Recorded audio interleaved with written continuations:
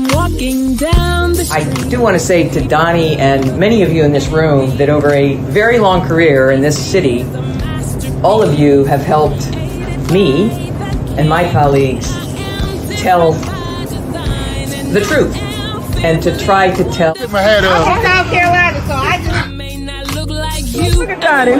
What does this event mean to you, Miss Peggy Mars? Oh, my heart, Happy 20th anniversary. my heart is about loving up on my sisters. Do you know what it feels like to have your sisters in the room? Donnie.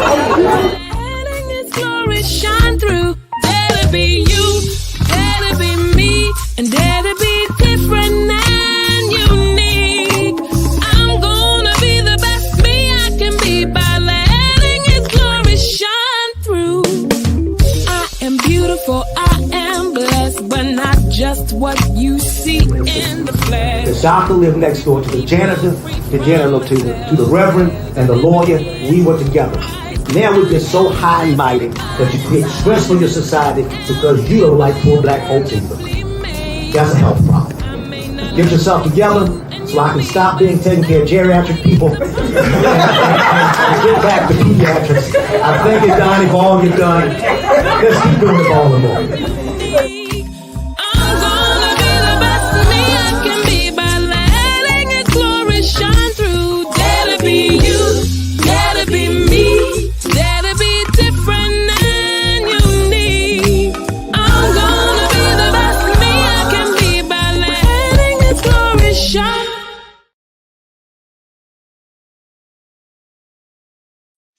First name's Donnie, last name's Glover, in it to win it for the long haul. Baby, I hope you're doing well out there. All right, all right, all right. Feeling that weather outside? Hard to believe. Can you imagine it? When we were kids, winter was winter. I remember we went camping in the Catoctin Mountains up there with Camp David. And snow had gotten all the way up to my chest. Little boy, about 12. Got home, had 2 ear aches, 3 toothaches. It was cold. It was colder than cold. What kind of logo they got up in here? They're messing up the program. Lord have mercy. Okay. All right. So we're winding down for next Friday's event. We have Black Wall Street DMV over in Washington, D.C. at the Army Shoreham, February 3rd. Doors open at 6 p.m. The event starts at 8 p.m. We are doing this in sync with the Dr. Tyrone Taborn's MetaQuake USA. The MetaQuake is all about the metaverse and bringing that technology to people, making sure people are aware of what's happening. I don't know if you have the Oculus goggles, if you're how deep you're into, the VR, virtual reality. That's what Dr. Tyrone Taborn likes to push, and he's pretty darn good at it too. Let me tell you. CIAA is coming up, and a lot of people will be getting ready for that. My man, 500 grand, the cameraman, Calvin Watkins. Sup, brah? All right, so let's go to today's guest, the one and only Ed Hill, BMore Inc. Man, you stole my name, man. Yes, no, just take it as a compliment, Donnie. You take that as a true 100% compliment. You say the nicest thing. Ed Hill, what's the word, Waldy? How you doing, man? Thank you for inviting me to come on. I really appreciate that. Where you from, man? Originally, out of New York. Been here in Baltimore since 1994. So I say all my kids are from Baltimore.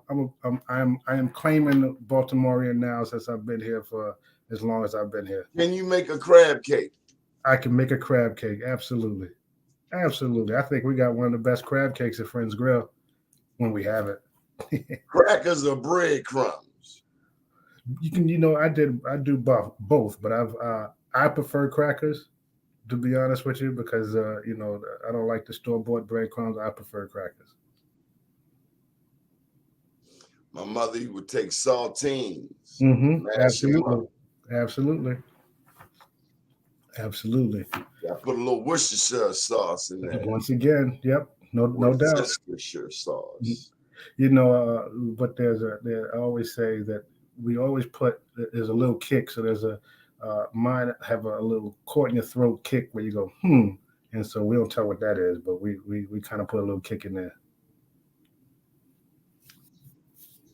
The big mamas across Baltimore put an ingredient in it that they don't sell in stores. Mm-hmm. Okay, I don't know what that is. You gotta tell me what that is. It's called love.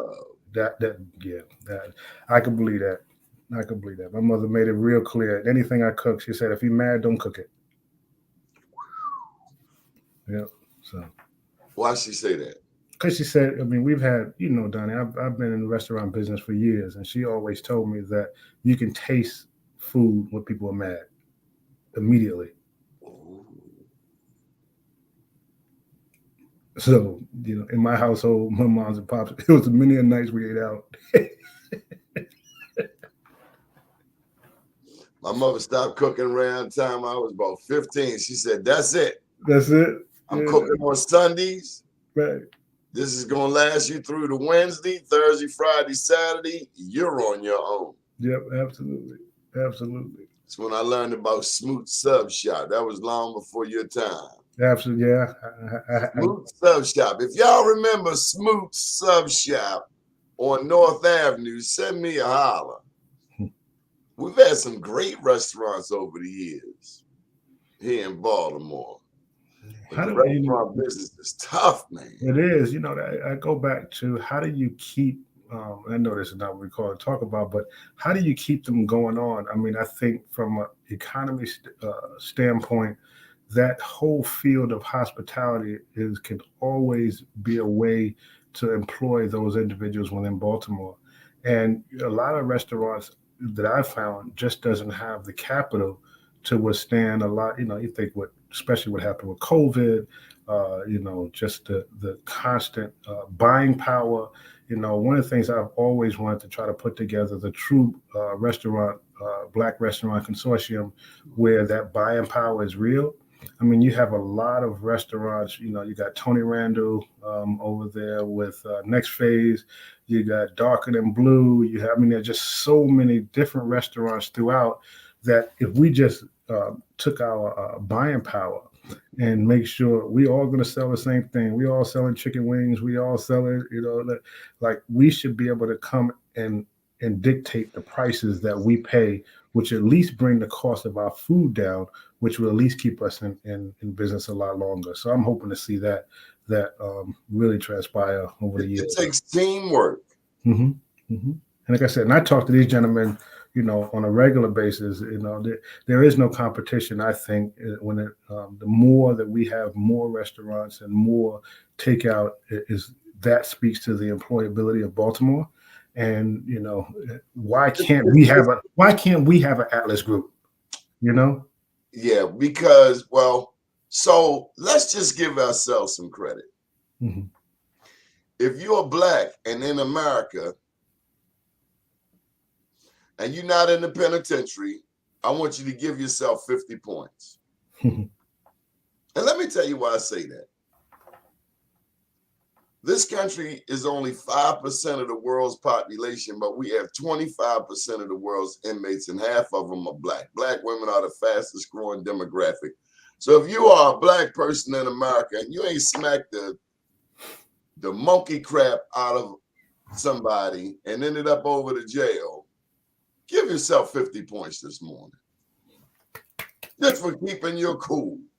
Mm-hmm. Now, if you got a Black restaurant, you got to give yourself another 20 points, because I heard a preacher once say, you have the Holy Spirit when you help empower others. Hmm. You have the Holy Spirit when you help empower others. You know, Ed Hill, some of us wouldn't help Jesus. That's We deep. sit up in church, we read Bible verses. I remember, you know, I don't play with church people. I remember going to church, you sitting across the aisle from people all morning, praise the Lord, hallelujah, pass the plate. And then at the church, you go walking up the hill home, and they ride right on past you. You ain't my damn brother. You ain't my Christian brother. No, but imagine if all of the black restaurants bought their sugar. Mm-hmm. They all bought sugar together. Sugar. Mm-hmm. Imagine if all of the black restaurants bought all of their chicken Mm-hmm. wings Mm-hmm. That's what I said. Mm-hmm. from the same place, a collective buying agreement. Mm-hmm. You ever been up Bel Air Road? Mm-hmm. Bel Air Road's got more black beauty salons than anywhere you've ever seen on God's green earth. What if the black beauty salons on Bel Air Road bought their hair? Let me watch this. It's so funny you said that. Bought their hair from the same place. A friend of mine is actually trying to get into that whole wholesale business as it pertains to black hair. And I'm going to give you what happened. He went to the convention in Atlanta. And when I say that he walked through, and this is a place where every time you spend $100,000, they ring a bell for any company that was spending $100,000 in hair products and what's the name. All around this whole convention center was black beauty women on the walls, everything else. Do you know who all the buyer was? Koreans. Asians. That's right. And he's breaking the market. He opened up a spot in Memphis, but he had to pay a lot of money. 2, he had to take a lot of trips over there. And 3, they still didn't want to marry. Huh?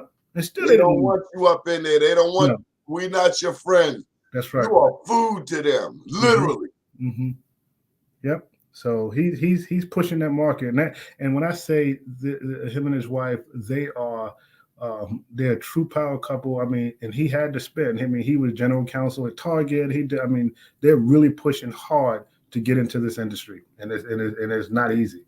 There was a group, and I'd have to find out if they're still around, called BOBSA, Black Owned Beauty Supply Association. Started out on the West Coast, kind of like Black Wall Street USA started out on the West Coast. And they were about informing us about the beauty industry, how much money we spend. Mm-hmm.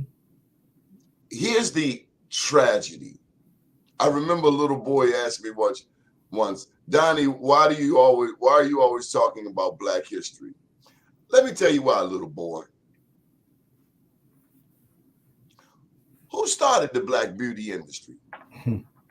Well, I don't know who started it. I'm going to tell you who started it. Yeah. One of the pioneers was Annie Turnbow Malone. Okay. Out in St. Louis. Come on, Ed, you're looking a little distracted. Yeah, just somebody hit me and I wanted to make sure I had this. Go ahead. I'm listening. Go. Okay, this CNN. Give us the same respect. We'll put you out there with okay. But imagine the power therein if we just work together, man. Yep, agreed. It's always like competition, but a black woman, Annie Turnbow Malone. Now everybody know Madam C.J. Walker. Yeah, that's why I was thinking that when but she wasn't the original pimp. I'm trying to give you the history. Right. Annie Turnbow Malone put her on. Okay. Some people would say Madam C.J. went over there and clipped the idea. So I just want to give you the source. Right. Like, a lot of people know about Tulsa's Black Wall Street, but they have no idea about Maggie Lena Walker. Maggie Lena Walker was the first woman, beautiful black woman, the first woman of any race to charter a bank. in Richmond, in a place called Jackson Ward. So you had Tulsa, you had Richmond, and then you had a third Black Wall Street. These are officially recognized as Black Wall Streets. Durham, North Carolina. Durham, North Carolina. You can read all about it in I Am Black Wall Street. But in Durham, do you know what the anchor institution was? I do not. North Carolina Mutual Life Insurance Company, one of the oldest Black life insurance companies in the country, if not the world. So I just want to give us some credit because, you know, it's challenging. We forget that we are, they tell us we're 13%. I know we 15%. So say we like almost 20% of the country. Despite racism, despite the ugliness of people who can't stand us for whatever sick, demented reasons that originate in themselves, we have accomplished so much. You ever think about that?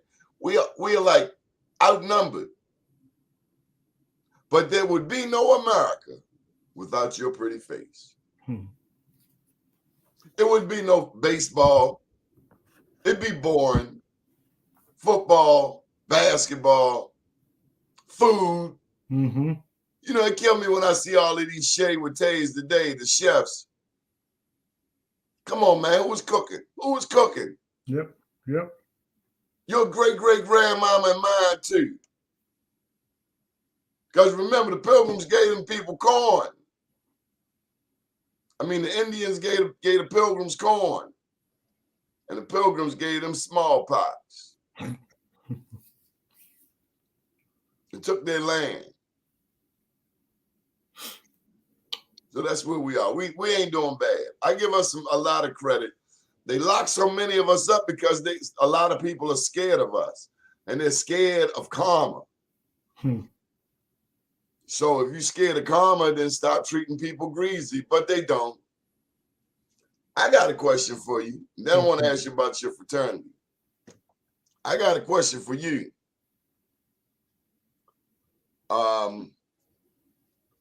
Has racism stopped you? You know, I haven't even thought about that, and I would never This make. lady hit me with that this week. I had to think about it. No, it didn't stop me, but it gave me a lot of unnecessary damn barriers. Yeah, it gave you some speed bumps, you know, but yeah, you can give them speed bumps. Right.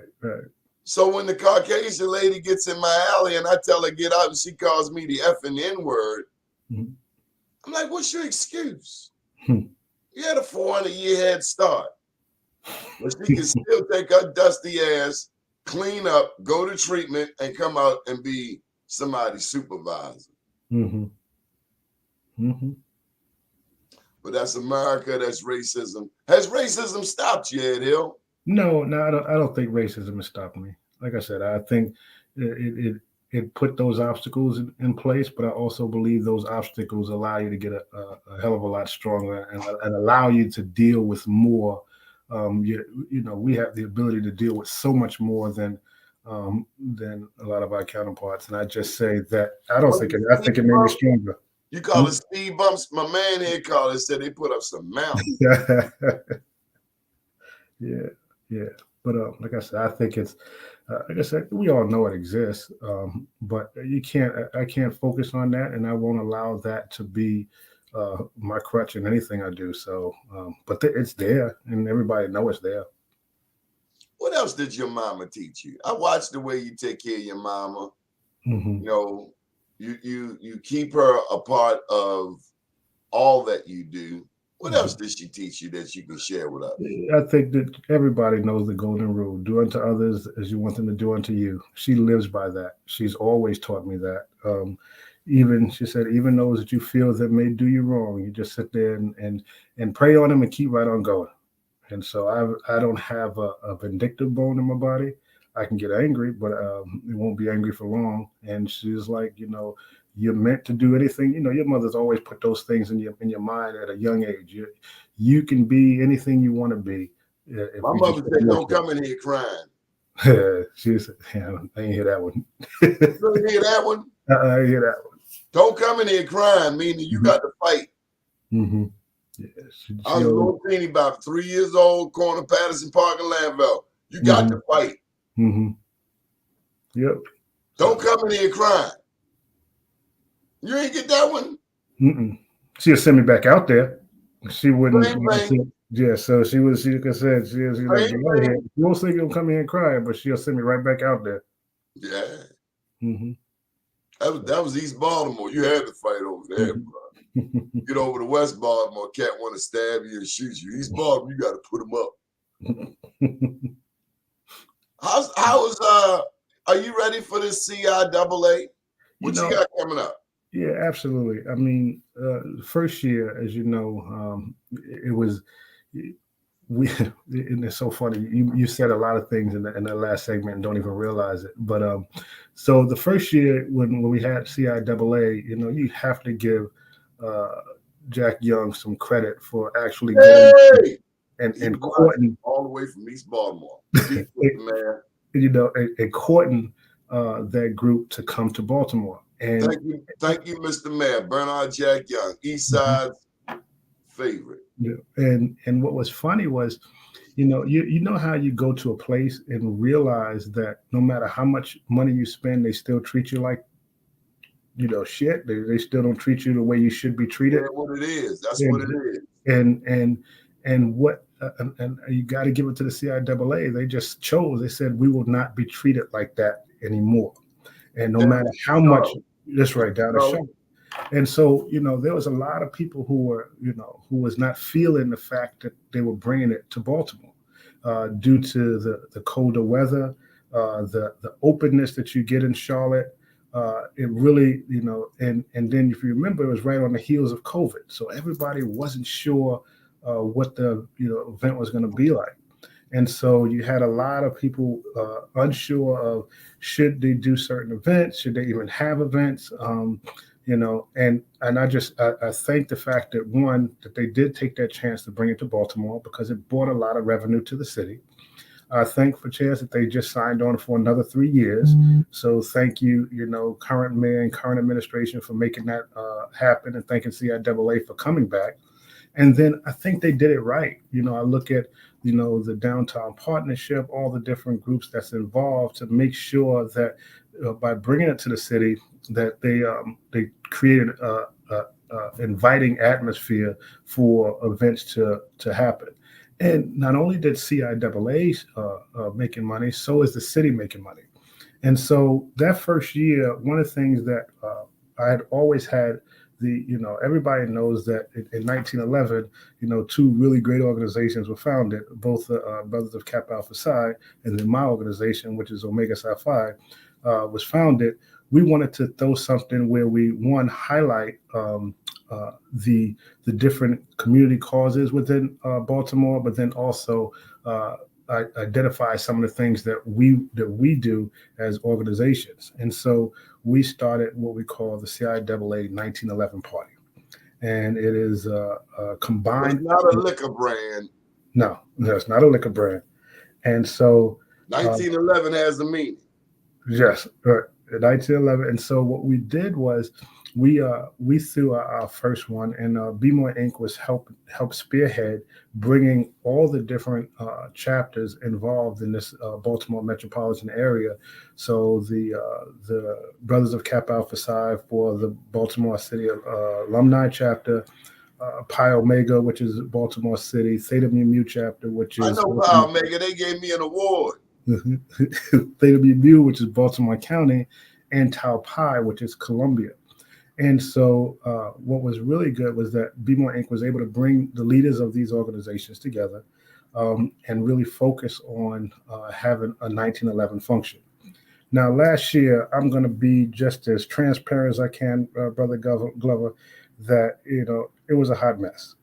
And I say that was we had so many varied level of VIP experiences.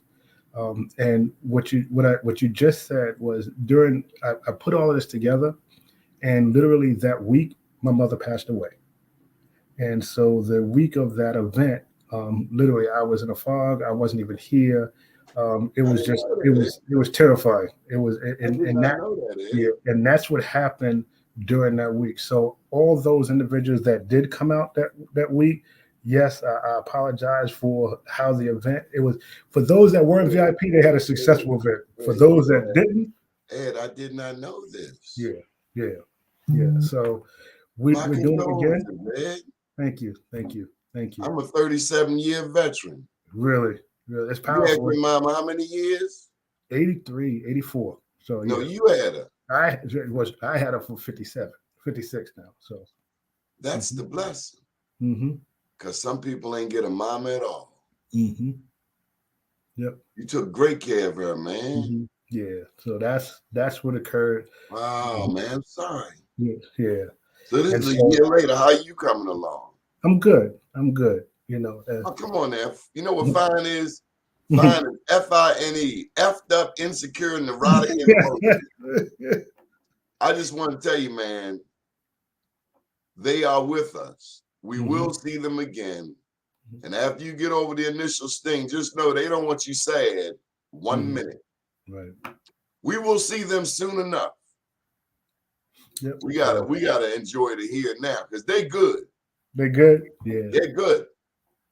They come by and give us a little message every now and then. You might see a dragonfly. A sister told me, Micheline, we're going to give Micheline an award down in D.C. next Friday. Micheline told me dragonflies are representative of the ancestors. A dragonfly looked like it would wear somebody's hind parts out, but you never heard of nobody getting bit by a dragonfly. Not ever. Ever. They always look like they would tear something up. Mm-hmm.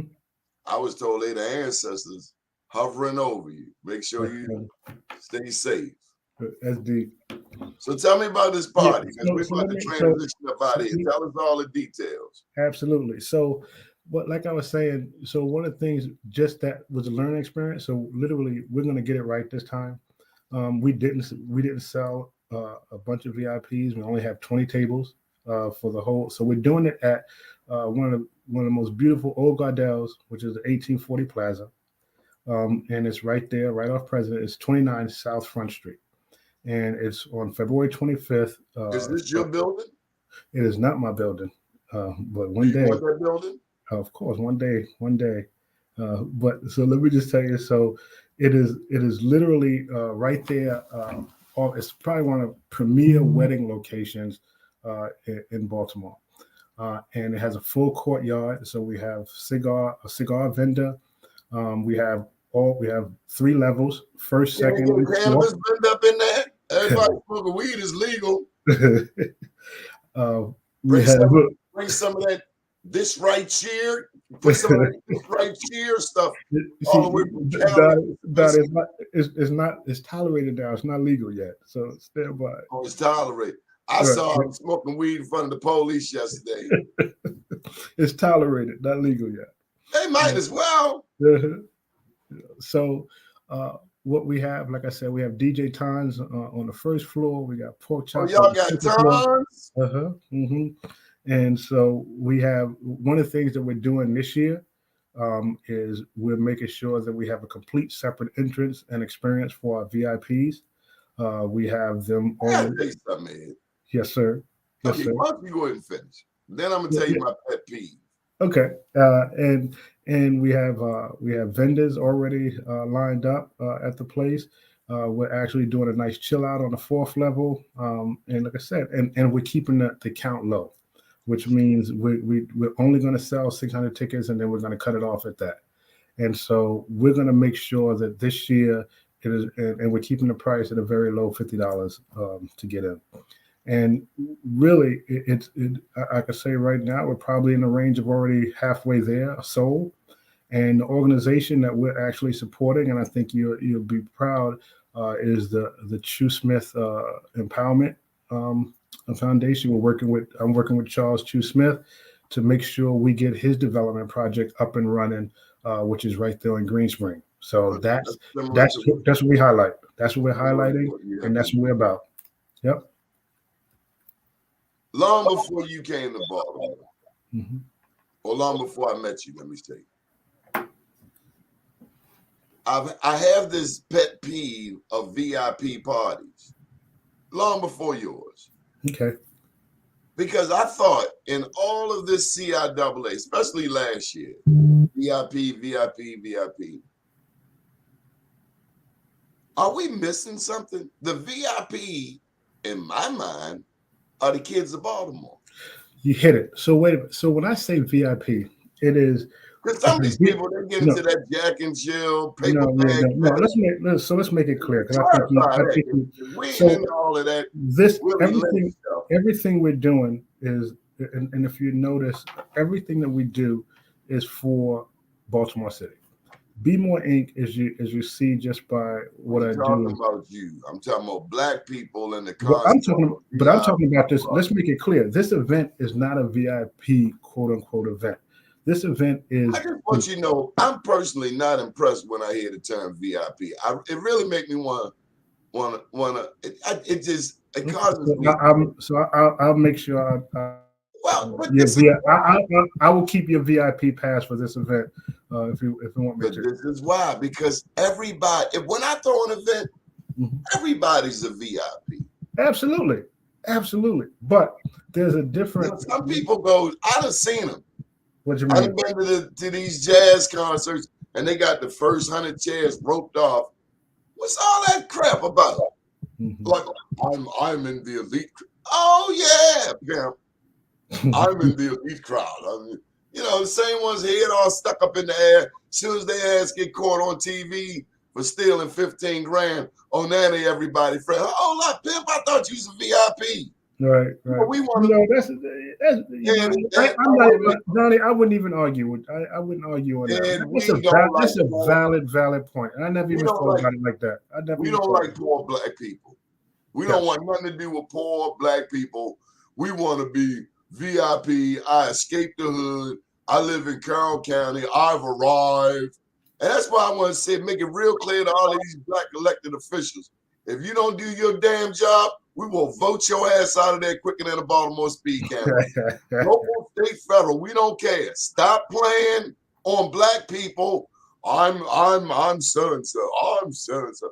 Whatever. Do your damn job. I rest my case. Case taken. Understood. So go ahead. I cut you off for that. No. Like I said, if you ever want to see what we're doing, please go to 1911party.com. It'll show the venue. It'll show everybody involved, and it'll also show what we're trying to do within the community with a lot of the functions that we do. So here's a question for you, Calvin. What role did it play? We create culture. I think if there's one thing that we as a community create, it's culture. Look at the Asians. You can't watch any Asian videos and not see some Black moves. Whether it's out of East Africa or East Baltimore or East New York. That culture, people want to take our stuff and suck it up and use it.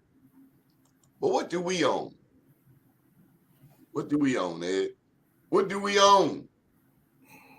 There will be no big time contracts with it. Free agency in baseball, had it not been for Kurt Flood, be no free agency in football because they followed a year later. But as much as we build and fight and create in this country, then they come with some toss of Black Wall Street and burn it to the ground. How do we survive in this country where race is always an issue?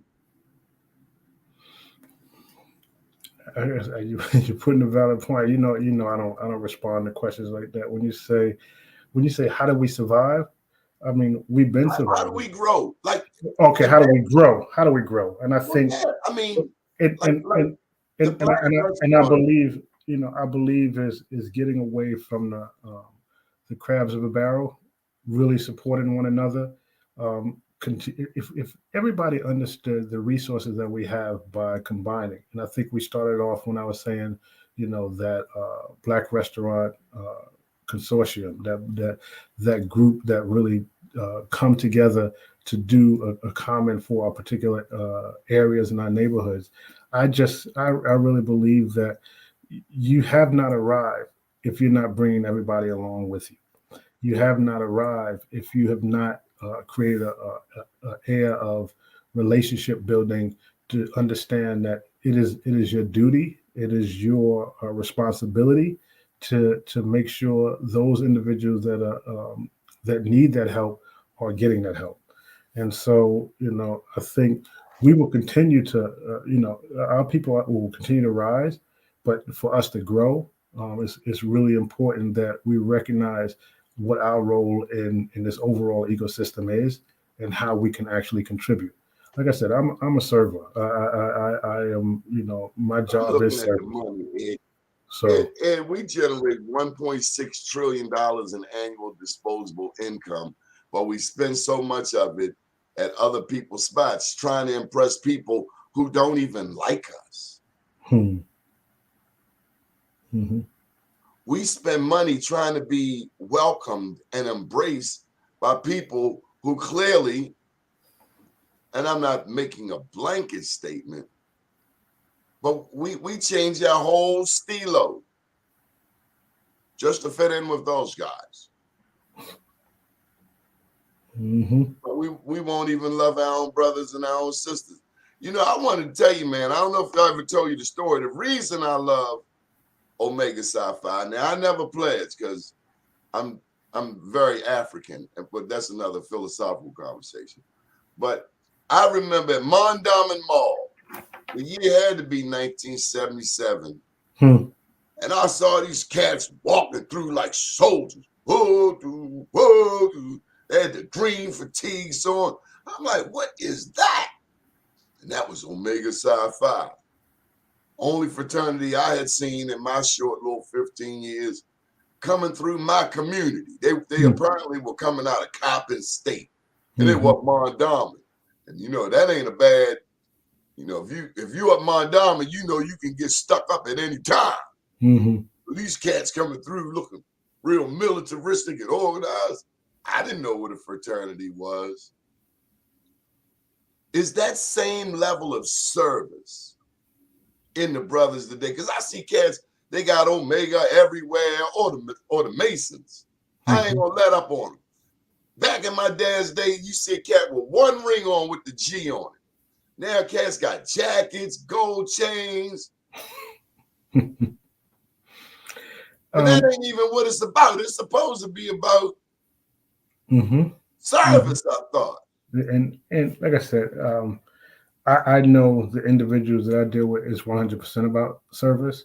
I think there's a lot of things that you come on in. Some of them cats joined the frat because they couldn't get a girlfriend. Okay, I can't speak on that, but I'm going to say this. I'm just going to say this. That other group you mentioned, what's the one with the candy canes? The Brothers of Kappa Alpha Psi. I saw some cats join the Kappas because their daddy joined their daddy's daddy, but they don't know a damn thing about service. You have, and you got to look at those individuals that came during the time that these organizations were founded, and you look at what was going on during that period and what the need was. The needs right now are so much. One. The needs are, there's still major needs out there. And I can honestly say the individuals that I continuously associate with that I associate with still believe in, I'm my brother's keeper, each one teach one, and working within the community to make sure things happen. In every you like the Nation of Islam, because if a brother get out of line, 6 or 7 of them fruit of Islam will knock on their door. Brother Glover, we need to see you outside, please, sir.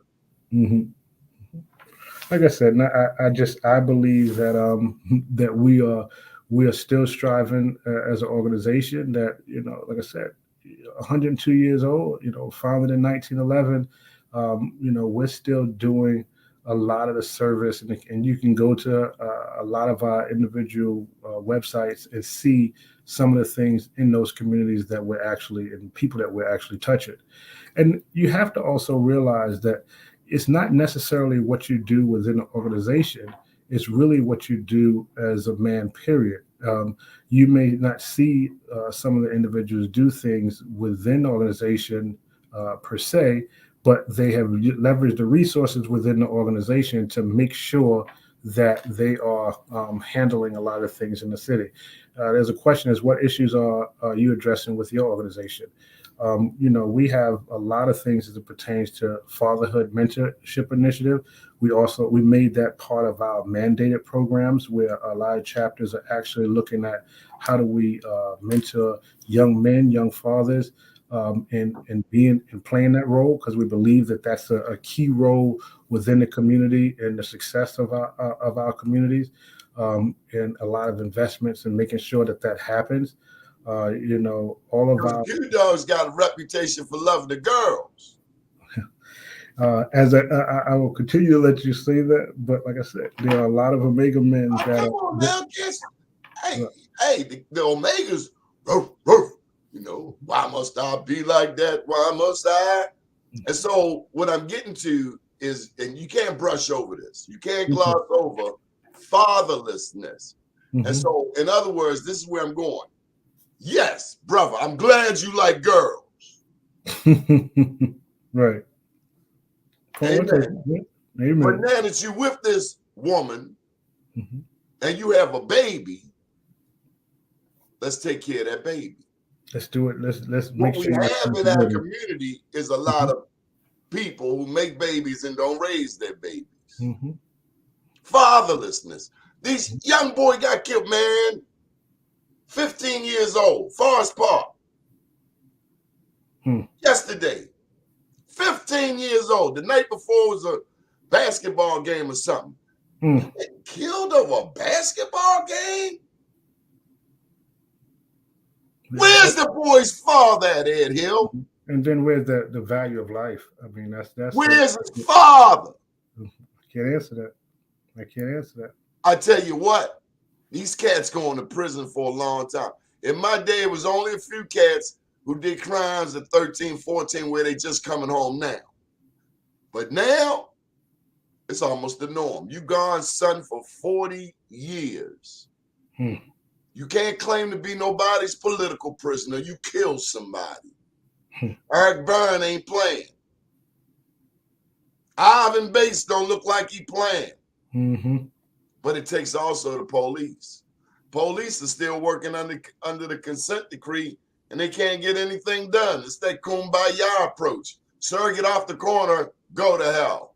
Okay. And hey, before Freddie Gray, sir, don't be here when I come back.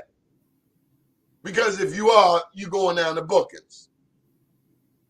I know a young man right now, he been over diagnostic 4 years. He hasn't even gotten his sentence. Broke law, charged with rape. And then, black women are the fastest growing demographic. These are the hardcore issues in our community. We getting locked up. And it is not a badge of honor. It's not a badge of honor. Don't tell nobody, yeah, boy, I just come home, boy, off a bit. What? Clearly, you didn't learn anything. Is that all we got to reference? Is that our point of reference? Diagnostic, Jessup? So many brothers I know, man, got a jail story, got a prison story. Calvin, know, cats we grew up with. Some cats were scared to come home. They've been locked up so long they scared to come home. What's the subway? How do you scan? A sister was on here talking about it, Gwen. Wow. She got violated because she didn't know how to use her smartphone to check in. She got violated. They sent her back because she didn't know how to work her phone. It's a cruddy world when it comes to black people. But if the perpetrator is Caucasian, it's all kinds of excuses. Oh, well, Annie didn't understand. Well, Annie couldn't figure it out. Annie, are you okay? Are you okay, Annie? Okay, let's plug this event. Because you seem No, like no, I done no, saddened you or something. no. You're hitting on some. You're hitting some valid stuff, man. I mean, it touches me. Just how do we? Even when you feel like you're making a difference, you're still not making a dent. And so it's We just so gotta many. deputize. We gotta deputize your success stories. See, Mhm. everyone that you mentor, everyone that you've been doing this. I've known you 15 years or so up Garrison Boulevard, Garrison Boulevard. wherever. Everybody you help, they are charged with paying it forward. Mm-hmm. See, we gotten to a point now. I don't owe nobody. Let me tell you something. I love Morgan, but I hate Morgan at the same time. Let me tell you why. You got professors up there that don't give a goddamn about their students. They're always on down in Annapolis begging for money, but I know how they treat students at Morgan. It's despicable. Bachelor's, master's, and PhD. You get black people over there, I'm so-and-so. Just like the VIP parties, I'm so-and-so. Lady, you been in this position 30 damn years. You ain't passed the ball yet. But they always on TV, we need more money. And then when I look around Morgan's campus, I'm seeing fewer and fewer black people. Oh, really? Am I the only one? Am I the only one? Are we abusing black? That's deep. Are we abusing black? How much can we cash in on black without actually being black and serving black people? Harriet Tubman. Why Harriet get the big piece of chicken? Why they jealous of Harriet Tubman? She freed 1,000. Well, she get to sleep in the bed. That's us, ungrateful ass people. So Harriet get the big piece of chicken because she took the biggest risk. Mm-hmm. She had her freedom and came back to get your dumb ass. She went back to get her husband and he took up with another woman. She should have kicked them both in the damn head and left them. That's why she hooked up with Davis. That was a younger boo. Only on Black USA. I love me some Harriet Tubman. I wish somebody would talk smack about it around me. Mm-hmm. Harriet Tubman did a hip toss on the dude, put that Colt 45 in his, he running his mouth. Harriet, I don't believe you know where you going. She did a whoop, whoop, whoop, whoop, put that 45 in his mouth. Shut up, punk. Okay, Rhonda got some questions for you. So, like I said, you say, who are we mentoring? So one of the things that, and I could speak from multiple facets of my point. One, with BMore Inc., we work with individuals that want to get into the field of hospitality and technology. My background is truly an IT professional. So I deal with individuals that, substance abuse individuals, people that just came home, and veterans. And so we have programs where my whole program with BMore Inc. is to really create a system where we have the businesses and operations to train and then hire. So if you know of anybody that wants to get into that field, then we need to do it. And then you say, stop ish talking what we do, have to fix it. Get talking what we do, have and fix it. I think she was saying, I think it's more of a comment that we have to be proactive in our approach. Rhonda Gaines and I went to the Poly Western Complex back in the day. But she is about getting in the street. And Rhonda, this young man is all about, he wouldn't be on this show if he was faking the phone. So he's up on it, Rhonda. Come on back, Ed. Take that look off your face. No, yeah. I was getting ready to the fence. You got the New York Knicks look on your face. Like, hold up. I'm crying. Stop talking shit. And I was like, I'm in these streets every day, all day. Actually, you are. Let's plug your locations. Certainly. So own a bar restaurant that hires the unhireable right there at Friends Grill, which is 737 Carroll Street, right by the stadium. Also have a location where I call it my educational training hub, right there on 4 South Central, between right there on Central Avenue in Baltimore and Watson. And so those are the 2 locations that I work out of. And also I work for, I'm an IT professional by trade. So I work during the day for an educational company. And you gave us a studio to Mm-hmm. do this show before COVID, Mm-hmm. 8 years ago. Yep. Yep. About 8 years ago, up on Garrison Boulevard. It was a hell of a Mm-hmm. hike for me.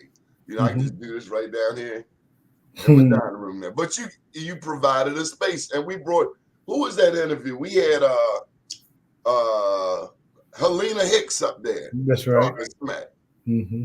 Yep. So, like I said, and one of the things I always say for shows like yours, and the whole training of technology, I would love to see a lot more of our brothers and sisters behind the camera, really learning how to work the camera, how to work all of those systems, both audio and visual.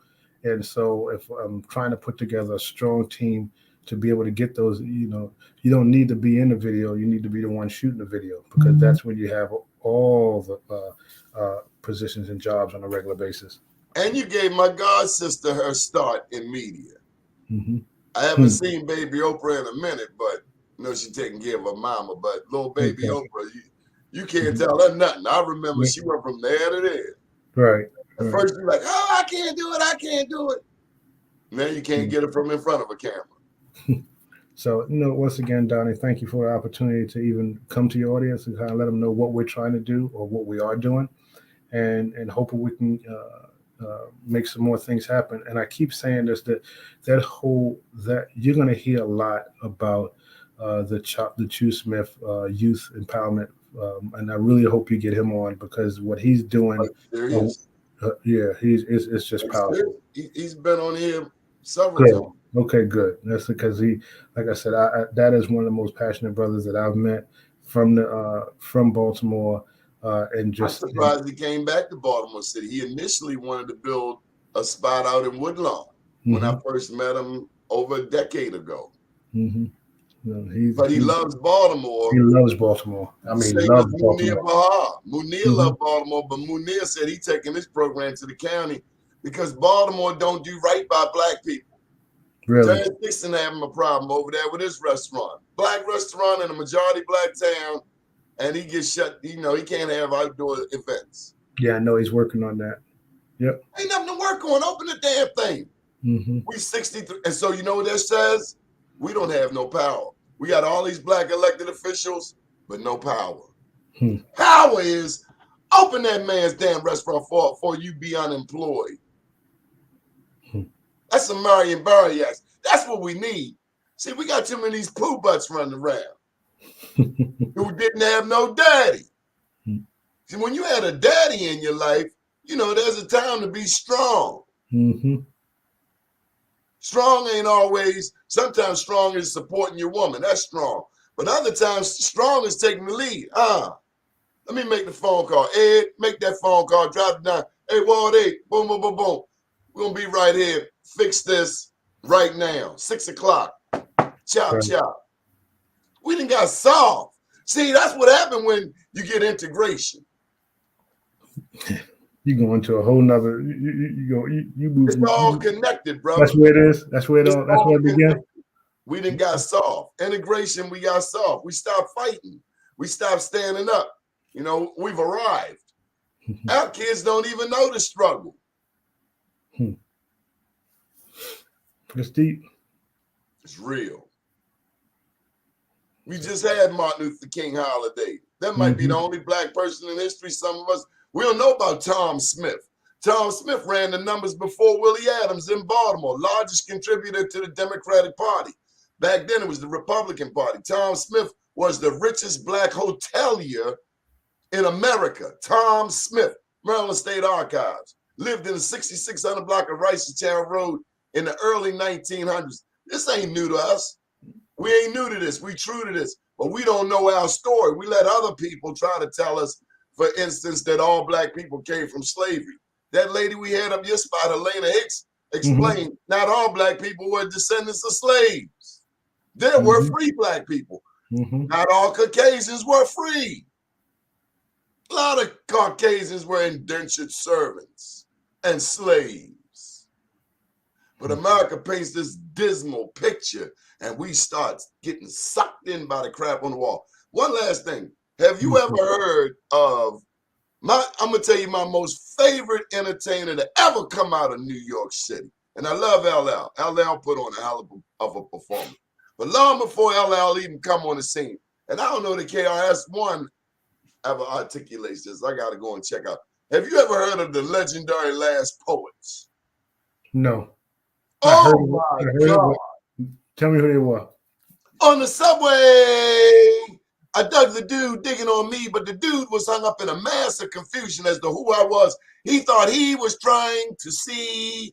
But you see me, knowing me, black, proud, and determined to be free, could plainly see my enemy. Yes, yes, yes. Yes, I know him. I once slaved for him, body and soul, and made him a pile of black gold off the sweat of my labor he stole. But his game is old. We've broken the mental hole. Things must change. There's no limit to our range. He can never understand the new black man, let alone see us writing every day, riding on the subway, 8th Avenue, 7th Avenue, 6th Avenue, IND, BMT, IRT. He stares endlessly, blinking, blink, blink, blink, blink. He's on the brink, about to sink. I ask you, shall I help him? Can he be saved? No, no, no. Next stop, 125th Street. Shout out to the legendary Last Poets of New York City. That was Brother Suleiman.